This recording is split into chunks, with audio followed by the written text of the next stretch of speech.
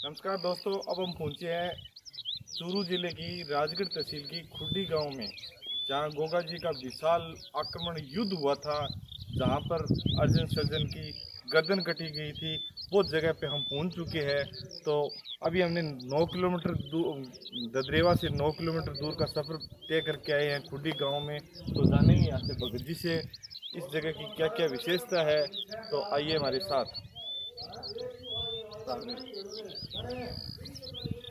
तो ये वो मंदिर है जहाँ पे गोगा जी ने अर्जुन सर्जन की गृह युद्ध हुआ था। उसके अंदर क्या है कि मतलब गर्दन काट दी गई थी।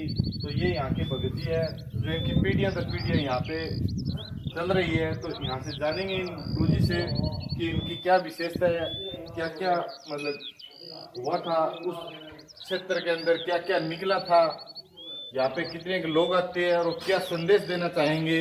तो जानेंगे।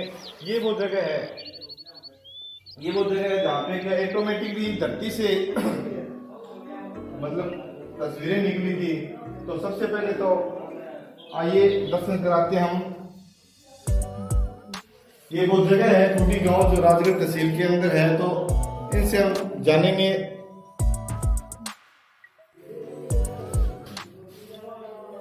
तो ये खुड्डी गांव में पहुंच चुके हैं। तो सबसे पहले तो आपका धन्यवाद करना चाहेंगे। आप अपना परिचय दीजिए कि हम देखिए, ये गांव खुड्डी डूंगी डाबर है। डूंगी डाबर इसीलिए कहते हैं कि गोगा जी महाराज ने गोगाना तालाब खोदा था अपने हाथों से, उसमें उनकी गौएं पानी पीती थी। तो उसकी जगह से गांव खुड्डी थोड़ा साइड में 1 किलोमीटर पीछे रह जाता है। ये जोड़ है, जोड़ का नाम है डूंगी डाबर। तो यहाँ पे क्या हुआ था कि मुगलों के साथ गोगा जी महाराज ने युद्ध लड़ा था। तो युद्ध के अंदर सबसे पहले तो अर्जुन सर्जन जोड़े में शीश काट दिए गए थे। तो उनकी ये तस्वीर है जो आप देख पा रहे हैं, इसमें शीश कटे हुए हैं। तस्वीर पे नीचे बैठ के ले लो, आराम से आ जाएगी करियर, नीचे बैठ के ले लो। तो इनके दोनों भाइयों ने शीश काट दिए थे। तो इनके शीश कटे हुए हैं दोनों तस्वीरों के अंदर से। तो ये अर्जुन सर्जन जोड़ों की, ये गोगा जी महाराज की है जो इनके पीछा कर रही है। ये देखो नीचे चले हो इसमें, ये गोगा जी महाराज की है। तो GPS signal lost। कहा जाता है कि ये जमीन से निकली हुई मूर्ति है, कि इनको खोद के गांव वालों ने ये सोचा भी गांव में ले जाए, जंगल में, ताकि अच्छा स्थान बन पाए। लेकिन 100-150 बंदे खोदते थे, इतनी जमीन में दरार पड़ती रहती थी, मूर्तियों का कोई अंत नहीं है। जैसे पेड़ की जड़ है, ऐसे पेड़ की जड़ की तरह जड़ चलती रहती थी। और खोदते खोदते काफी दिन परेशान हो गए। सुबह आते थे तो मिट्टी बराबर पाती थी, बाहर से नाग डोलते थे, आए उधर से गाँव वाले वापस चल जाते थे। तो इनकी विशेषता ये है कि इस मूर्ति के ऊपर पढ़ाई है। तो राजस्थान ट्रेवलर्स के नाम से एक चैनल है, वो आदमी आया था मेरे पास काफी साल पहले। तो उन्होंने एक पढ़ाई करवाई है इसके ऊपर। तो इस मूर्ति के ऊपर पढ़ाई है, उसमें लिख रखा है सम्मत 1031 सावन सुदी एकादशी बार आदित्यवार। इतनी पढ़ाई समझ में आई है, बाकी यूट्यूब वालों को भी नहीं आई है। और उस टाइम के सिक्के पाए जाते हैं यहाँ पे। नरकंकाल बहुत निकले हुए बाहर, मैं आपको दिखाऊंगा।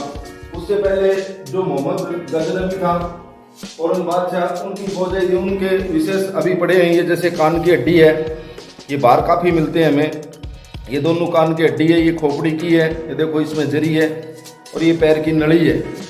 तो इनको जलाया नहीं गया था, जैसे डांगर को दाबते हैं ऐसे ही काफ़ी इंसान पड़े रहते थे, उनको बूरते जाते थे। तो उनके झाड़ दांत के हिसाब से अनुमान लगाया जाता था कि ये बंदे की उम्र 100-150 साल की है। इतने घसे हुए इनके झाड़ दांत। ये नरकंकाल में आपको दिखाता हूँ, भारी पड़े हैं बाहर, थोड़ा सा मैं आपको दिखा देता हूँ। चलिए दिखाने की कोशिश करिए हमें। अब हमारे को महाराज जी नरकंकाल के यहाँ पे जो पड़े हुए शेष है वो हमें दिखाएंगे।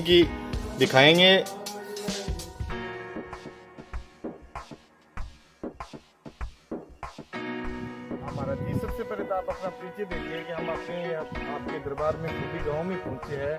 तो अपना परिचय दीजिए, आप कितनी पीढ़ियों से यहाँ पे है। और यहाँ पे हम मतलब किसी ने हमें बताया कि खुड्डी गांव में क्या नाम गोगा जी के साथ गृह युद्ध हुआ था, जिसमें अर्जुन और सर्जन को मार दिया गया था। क्या वही जगह है? और जहाँ पर हमारी नज़र पड़ रही है वहाँ पे कंकाल ही कंकाल वाइट से सब जगह दिखाई दे रहे थे। क्या ये सिस्टम है? हमें और हमारे जितने भी हमारे दर्शक देख रहे हैं, भक्तजन देख रहे थे, दूर दूर से लोगों की डिमांड थी कि यार हमें एक ऐसी जगह बताइए जहाँ पे अर्जुन सर्जन की जो लड़ाई हुई थी। तो हमने ददरेवे भी गए थे। हम ददरेवे से मात्र 8-9 किलोमीटर दूर है, हम पहुंचे हैं इस जगह पे।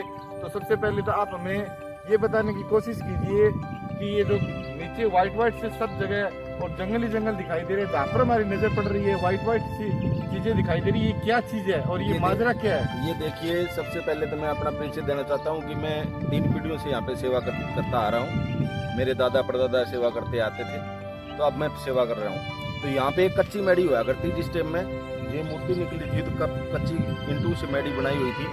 अब ये जो सूरजमल मोता बनिया है राजगढ़ से, इसकी बनाई हुई है कि मैडी कम से कम 150 साल पुरानी होगी, ये लगभग बता रहे हैं, उनने बनाई थी। तो ये चुनने की मैडी है, इसका इतना चौड़ा रद्दा है कम से कम। तो यहाँ पे गोगा जी महाराज का युद्ध हुआ था जिस टाइम के नरकंकाल पे दिखाई दे रहे हैं। ये सभी जगह पे नरकंकाल है। ये पूरी पसलियाँ पड़ी है, आराम से गौर से ले लो। इसके ऊपर ही पूरी पसली क्लियरिटी आएगी। ये देखो, ये शरीर है, इसके पैर यहाँ है, ये क्लियर पैर है, एक पैर ये है, एक पैर ये है, पैर दोनों क्लियरिटी, यानी काफी साइज में 8 साढ़े 8 फुट का इंसान है। ठीक है जी। तो यहाँ पे भगत ये भी पूछते हैं कि अगर कोई किसी के सांप काट लिया जाए या मतलब कोई जहरीले कोई जानवर काट लिया जाता है, तो यहाँ पे आने के बाद मतलब उनको क्या रिलीफ मिलेगी? देखिए, आज तक हर बार से हमारे पास सांप का काटे हुआ केस आता है। हम झाड़े से, देसी दवाई बूटी से, सुंघाने से, वह उसका आशीर्वाद देने से उनको ठीक किया कर देते हैं। कोई हॉस्पिटल नहीं गया आज तक, ये हमारा रिकॉर्ड है। और ददरेवा चौकी के अंदर भी हमारा लिखित रिकॉर्ड है जी, दादा लाई का रिकॉर्ड है। मेरे दादा का नाम हरदेवा भगत था, बहुत तगड़े संत थे, तो उनके टाइम का लिखित है जी हमारे पास ये। और ये कि ये 1500 साल पुराना वृक्ष खड़ा है। ये बबूल क्या? नहीं, ये इंद्रजाल बोलते हैं इसको, इंद्रजाल बोलते हैं। तो इसके नीचे गोगा जी महाराज वर्जन सर्जन जोड़े चौपड़ पासा खेला करते थे। खेलते खेलते ही उनका जंग शुरू हुआ था। आज इस जंगल के अंदर काफी मात्रा में ये पेड़ है, लेकिन किसी पे चमत्कार नहीं होता। सावन भादवा के अंदर गोगा जी महाराज व गुरु गोरखनाथ के सर्प आते हैं, और मैं दिखा दूंगा किसी भी टाइम आ जाना आप। रात को 9 बजे के बाद सर्प आते हैं, भारी मात्रा में पत्ती पत्ती पे सांप आ जाते हैं जी। इस पे काफी दुनिया देख चुकी है इस इतिहास को। नहीं, आप बता रहे हो कि मतलब रात को सांप दिखाई देते हैं या कोई विशेष दिन होता है या कोई विशेष माह होता है? ना, कोई दिन की बात नहीं है। सावन से लेके भादवा तक किसी भी टाइम आ जाओ, आपको पत्ती पत्ती पे सांप नजर आएगा। ऐसा मतलब लोग भी कहते हैं या आप ही कह रहे हो? नहीं, हम दुनिया को दिखाते हैं, पकड़ पकड़ के ला के दिखाते हैं जी। हमने कई वीडियो भी छोड़ रखी है यूट्यूब पे, ऐसी बात नहीं। सिर्फ सावन और भादो महीने के अंदर, 2 महीने के अंदर? अच्छा। और यहाँ पे जो बाबा जी की हमने फोटो देखी है, उसके ऊपर कुछ मतलब ऐसी भाषा में लिखा हुआ है, हमने तो शायद पढ़ने में असमर्थ जी। उसी टाइम की लकड़ भाषा है, क्योंकि जिस टाइम में पेन पान कुछ नहीं हुआ करते थे। जैसे पुराने गड्ढों के पास कई गांवों का पटा हुआ करता था, तो एक सिलचट्टा के ऊपर लिखित होया करती थी। तो ऐसे पुराने विशेष हैं, इनके ऊपर किसी चीज से खुदाई करके उसी टाइम की पढ़ाई है ये, उस टाइम का लिखा हुआ है। तो काफी यूट्यूब वाले आए थे, उनसे हमने रिसर्च की, करवाया, विदेश से भी, मौलवी साहब से भी करवाया। कोई उर्दू हो तो उस पर लिखा हुआ सम्मत 1031 सावन शुद्धि 11 बार आदित्यवार, इतना समझ में आया सर। और ये जो अपने गोगा जी की जो तस्वीर धुंधली दिखाई दे रही है, कि वास्तविकता में धरती से निकली हुई है क्या? ये तो वास्तविकता धरती से निकली हुई है, धुंधली नहीं दिखाई देती। यहाँ 9वीं के दिन, महीने में कोई भी 9वीं आओ तो उसमें दूध घी चढ़ाया जाता है। हमारी गांव की औरतें आती हैं, माता बहने आते हैं, इसके ऊपर दूध घी चढ़ाते हैं। ये लाल एकदम गिलोरित पत्थर था बिल्कुल, लेकिन ये काला क्यों पड़ गया? हर 9वीं को इसके ऊपर घी पोता जाता है, इसलिए ये काला पड़ गया जी। जो भी इस जगह पे भक्त आएंगे तो आप उनको क्या संदेश देना चाहते हो? मैं तो ये संदेश जाना चाहता हूँ कि यहाँ जो मनोकामना लेके आता ना, उसकी अवश्य पूर्ण हुई है। आज तक कोई खाली हाथ नहीं गया, खाली हाथ आया था, झोली भर के लेके गया है। अच्छा। हाँ जी, ठीक है, आपने अपना समय दिया, बहुत बहुत धन्यवाद। ये अपने मंदिर के बिल्कुल ही पास में ये जो गौशाला है, तो ये गांव की है या फिर मंदिर की है? ये देखिए, ये गौशाला आज से नहीं है, काफी सालों से है। ये ददरेवा गुगामेड़ी से 250 साल पुराना हमारा स्थान है ये। तो यहाँ ये ददरेवा और गुगामेड़ी के अंदर ये चीजें नहीं मिल सकती हैं जो हम आपको दिखाई है वीडियो के अंदर। एक तो मेन चीज ये है कि जमीन से ऑटोमेटिक चमत्कार, जो सिलचट्टा निकली हुई है, तस्वीर निकली हुई है। फिर ये नरकंकाल है, जो ये मतलब मेन ऐतिहासिक जगह है, जो देखिए काफी दूर नहीं है, ये 50-60 मीटर पे ही स्थान है बाबा गुगा झार भी। हाँ, वो सामने जोड़ूंगा, सामने दिखाई दे रहा है। हाँ, ये सामने दिखाई दे रहा है। तो यहाँ पे बताते हैं कि गुगा जी महाराज व अर्जुन सर्जन जोड़ों के पास क्या कोई खेती बाड़ी नहीं हुआ करती थी, उनके पास ये गऊओं का पालन पोषण हुआ करता था। तो संत महात्मा ऋषि लोग आए थे, उनने सर्च किया कि यहाँ गुगा जी महाराज की गऊएं रहती थी। तो ये देखिए, ज्यादा तो नहीं, हमारे पास 250-300 गऊ है, मैं आपको दिखाने जाता हूँ। तो उसी टाइम से हमने 1-1, 2-2 गऊएं रखना स्टार्टिंग किया। तो पहले हमारा कोई किसी का सहयोग नहीं था, मेरे गांव से सहयोग था, तो हमने कभी 5 गाय 10 गाय यहाँ पे रखने लगे।